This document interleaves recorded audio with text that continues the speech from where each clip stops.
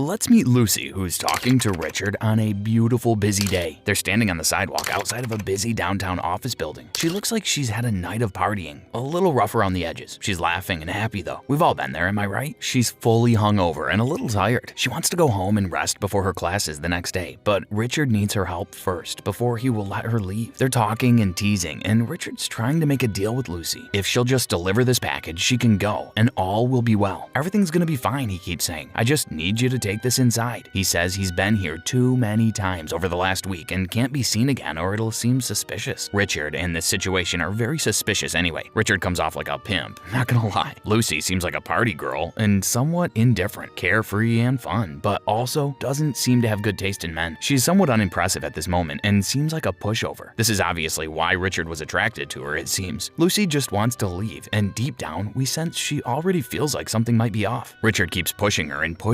finally handcuffs the briefcase to her arm. Lucy is clearly very upset, scared, and pissed off. She has to go inside the building and deliver the briefcase to Mr. Jang. Without knowing what is inside, Lucy is scared to death. Take this off me right now! She walks into the front lobby. She's currently in Taiwan, so there's a little bit of a translation issue from her English to Taiwanese. They ask her name, and she says Richard asked her to deliver the package. She doesn't want to share her info, but they won't let it go, so she has to say her name is Lucy. Guards come crawling out of the woodwork and start grabbing Lucy, and she's in total panic and sharing. As she watches Richard get shot outside, blood goes all over the glass and Lucy is freaked out. She's dragged upstairs where she's seated and surrounded by armed men. Mr. Jang is clearly the head honcho and makes an appearance from out of a room of dead bodies. And this has not escaped Lucy. She's begging for her life when he sits down. They can't communicate, so a translator's called. He tells her via Mr. Jang to open the package with the code she's been given. Everyone clears the room and she reluctantly does so, expecting her life to end when the briefcase opens. Instead, she finds 4 large bags of brilliant blue rocks. Drugs, she knows. A junkie is brought to test it, and when he goes a little nuts but doesn't die, then he's shot for his participation, and Lucy thinks she's next. Instead, Mr. Jang offers her a job. She's like, what? It's odd given the circumstances. She gets knocked out instead. Let's go meet Professor Norman, who's giving a brilliant lecture on cerebral capacity. He's stating that most humans are at 10% of our capacity. Few others have been able to reach a bit further inside, but not by much. Dolphins are at 20%, and that's how they invented sonar communication between themselves. Cute little nerds. He speaks eloquently and is quite knowledgeable. He has devoted his life to study. Let's give him a moment to really draw the class in and check back in on Lucy. Lucy wakes up with her stomach bandaged and surgery marks, and she feels like crap, it would seem. Bloody gauze tells her her organs are gone, or she's now a drug mule. She's dazed and confused. She's barely had a chance to come to when guards escort her to the lobby, where an English man is speaking rapidly, telling her that she and the other poor saps they kidnapped are all going to different countries with drugs in their bellies, and there they will be taken in and the drugs will be removed. How are you? That is a lot to take in right after you wake up. No coffee was even offered. He acts like business as usual. They are all warned that their families will be killed if they veer off course at all. This guy is so out of place here, and it makes him seem scary and believable. Everyone is scared. Lucy is stammering and doesn't seem to grasp what's happening. She's given a drink by Mr. Jang. She downs it and out she goes. All I can think about is the information rate among this group. They weren't given any aftercare advice at all before they left the country. We have the names and addresses of the families of every one of you.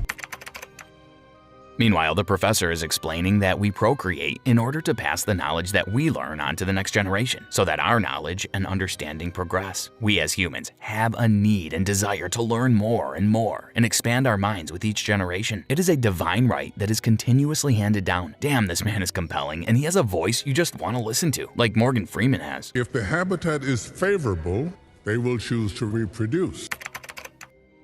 Lucy wakes up in this concrete room with a really impatient guy that wants the drugs, and Lucy is not having it. She's scared and doesn't understand, so the guy beats Lucy and kicks her and leaves her to consider her actions. But the man has set off an explosion inside her body because the drug bag has opened up and is draining into her rapidly. Her nerves and cells start exploding, and neurons are firing off rapidly as her body fights to grab onto the new stimulus. She's crawling the walls and ceiling, and her body is on fire on the inside. Her eyes turn a brilliant shade of blue, same as the drug rocks. The professor is stating that no human has ever reached 20% of brain capacity, but it seems to us that Lucy just got there. We can control other people at 40%, the professor says, because we have total control over objects around us at that point. Telekinesis and many other abilities open to us the further we expand our minds, but it's not humanly possible to get that high. No one can control matter. We have no way of studying the sciences behind the what-ifs because it's just not a possibility. But what if a student will ask what would happen if we ever reached 100% cerebral access? I have no idea. Lucy has been sitting in quiet contemplation, feeling herself, if you will, when an angry guy comes back in. She's lost in thought as her brain and body catch up to each other. She's awakened in a way no other human has been before. She's also above the BS now, so she makes quick work of taking him and everyone else down before escaping into the city. She can feel, hear, and sense everything. Realizes she can now understand other languages as well. She will make her way to a hospital surgical room where she will quickly diagnose and kill a patient that wasn't going to live anyway. And from there, she'll insist the surgical team remove the drugs from her belly. They take them out while she's on the phone with her mom. That's not weird, right? Calling mom during surgery? She tells her mom she can feel and see and sense everything and remember everything from her birth to now. She can feel space and air and the gravitational pull. She's crying and seems to be aware she is dying. She is saying goodbye in a way. Mom, I feel everything. It's all so much to understand, yet she does understand it all. Her mom is confused, and this scene is actually very sad because we know already that this is not the Lucy we first met. This was a wild child that came to Taiwan for school, that loved her mom and called home regularly, and now she's changing and can't even explain what is happening. She's only telling her mom, "I can remember it all." When the doctor removes the bag, he knows right away what it is, CPH4. It's a synthetic version of a natural hormone that pregnant women develop in the 6th week of pregnancy. It gives the fetus all the information and substance it needs, and is equivalent to an atomic bomb of energy and information. Essentially, it tells the fetus to grow limbs and move and develop and expand. It makes the body and brain come to life. It packs the power of an atomic bomb. The doctor says he heard they were trying to recreate it, but didn't know they had figured out how. Aren't we all now thinking if it exists for a movie, then it exists in our world now? Lucy knows it's now running in her veins and awakening her further, and she won't be able to live long. She will have to embrace it fully or not at all. She needs to take care of business. Lucy returns to the scene of the crime and kills everyone in the high-rise office building she was held in. On her way to find Mr. Zhang in his lair, she kills even more guys. They clearly all deserve it. She stabs Mr. Zhang's hands and rapes his brain of the knowledge he carries of the locations to where the other drugs are being taken. He's very upset and yells. Lucy now knows she needs all the drugs to completely open her mind and share that knowledge with the world. She has a mission and to complete, so she has to act fast. But wait, I don't know why she didn't kill him unless he's needed later. Lucy returns to her apartment, gives her roommate some quick medical advice, and searches the internet for much-needed info. She's doing this at an alarming rate. She is reading and studying everything ever published by Professor Norman. The professor gets a call, and it's Lucy. She has read his research and needs to meet with him. To say he is confused is putting it mildly, and when she explains who she is and what has happened, he seems skeptical, as one would be. So Lucy shows him her abilities by showing up on his TV and phone and laptop. She can be everywhere because she's on a higher level. He is astonished and fascinated and shocked. Lucy wants to know what she should do with all this knowledge and power. The professor says, "We are here to progress and then pass on what we learn." So Professor Norman says, "Pass it on." They make a plan to meet. Pass it on. Lucy must get to the other drugs, and to do this, she must travel coach just like everyone else. How do you like them apples, all those brains, and still can't fly?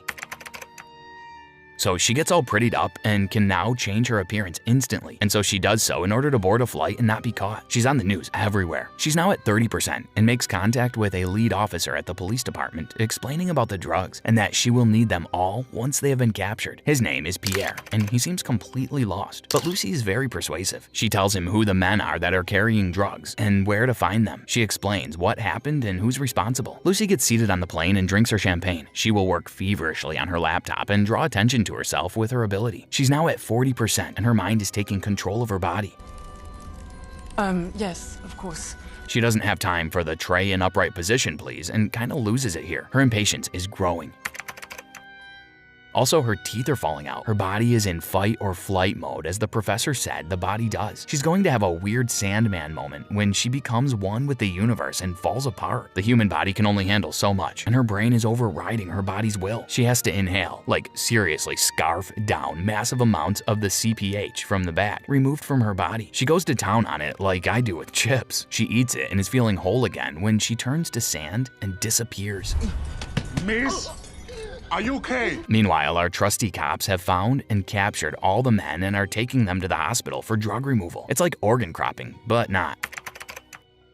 When Lucy comes to, she's in a hospital at 50% cerebral capacity and needs all the drugs. She takes out all the staff trying to keep her there and finds the cop she called Pierre. She needs his help and shows him he can give it willingly or she'll take it. She's not aggressive anymore, not upset or nervous. She just is. She seems to have lost all human emotion after a certain point was reached and is in fact becoming robot-like. Her intelligence takes away all her anxiousness because there no longer is an unknown, and that's the only thing that scares us, the unknown. Pierre gives in to her wishes. He's a smart guy, even without blue rocks. They head to the hospital where the other victims are being worked on in surgery.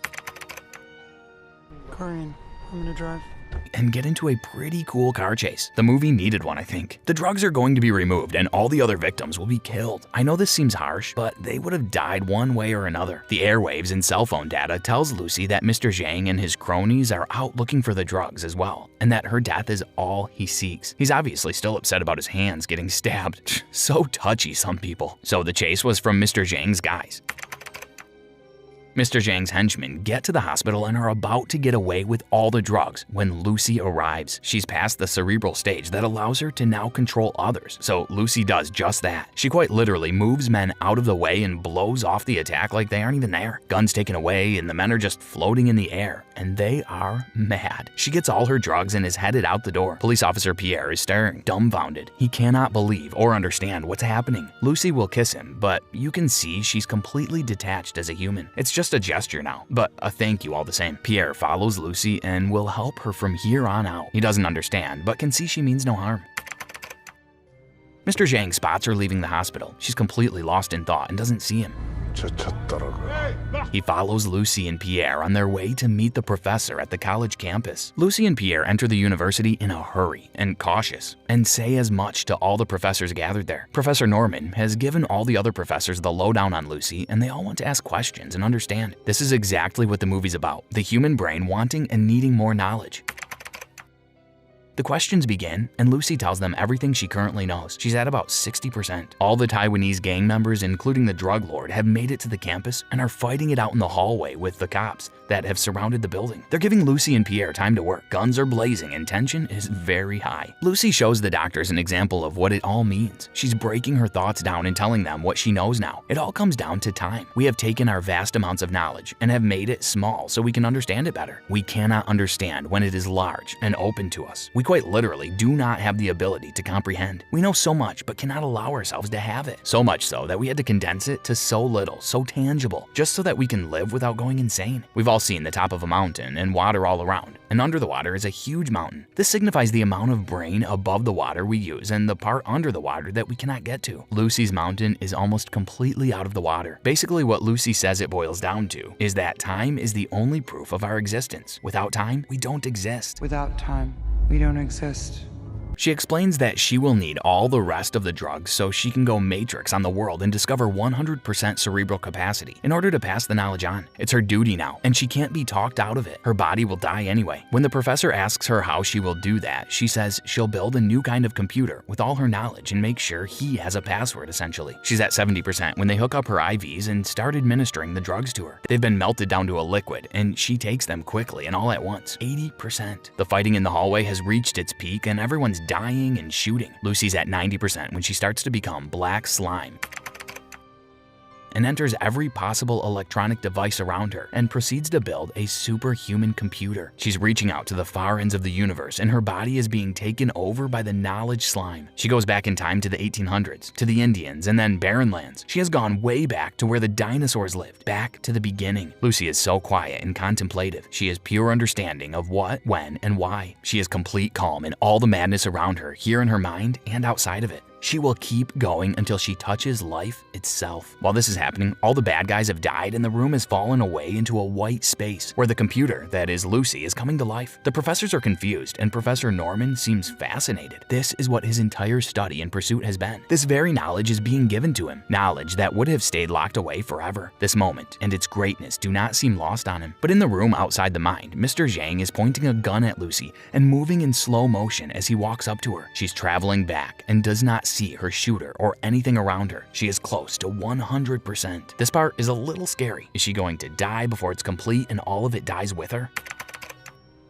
When the gun does go off, Lucy is gone, one with the universe, everywhere and nowhere. Her clothes fall empty to the floor, and Mr. Zhang looks around with zero understanding of what's happened. If this guy uses more than 3% of his brain, I'd be shocked. 어디 갔냐고? 대답해. Pierre kills Mr. Zhang and the professors all look around, completely confused, but also not. They're smart guys after all. Pierre also asks, where's Lucy? Where is she? A black slime hand gives Professor Norman a literal scan disc with everything Lucy knows on it. And then all the black slime that was Lucy is gone.